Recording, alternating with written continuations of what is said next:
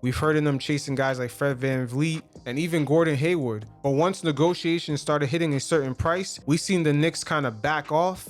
And for the first time, we seen the Knicks kind of pull a small market NBA franchise move, which is a team that has a lot of cap space, but they're starting to leverage their cap space in order to gain players that other teams don't want.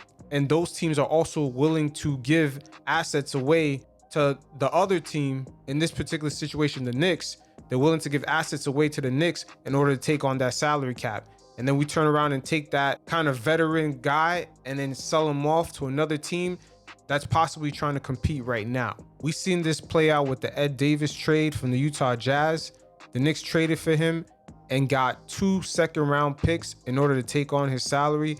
And then we were able to trade him once again to the Minnesota Timberwolves.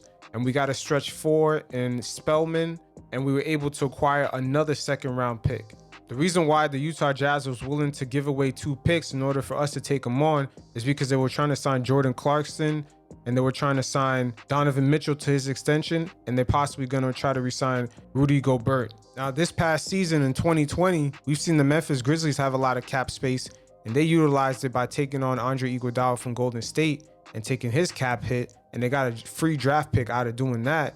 And they were also able to send Andre Iguodala to a contending team in the Miami Heat and obtain another draft pick. So this type of strategy, the Knicks, for the first time, we're seeing them utilize this type of strategy in a long time, because the Knicks are used to having cap space and quickly throwing the money at some guy in the offseason trying to make a splash, which has been a tactic of Steve Mills under his reign for a long time. And now we're seeing the Knicks actually have more strategy because they're negotiating deals in multiple steps, because you already know they had an end game for Ed Davis to trade him again and get another asset. And also remember, Walt Perriman, one of the scouts recently hired by Leon Rose, he worked for the Utah Jazz for about 20 years. So this guy has a lot of connections in the Midwest all the way to the West Coast, which is pretty much a hotbed for NBA players right now.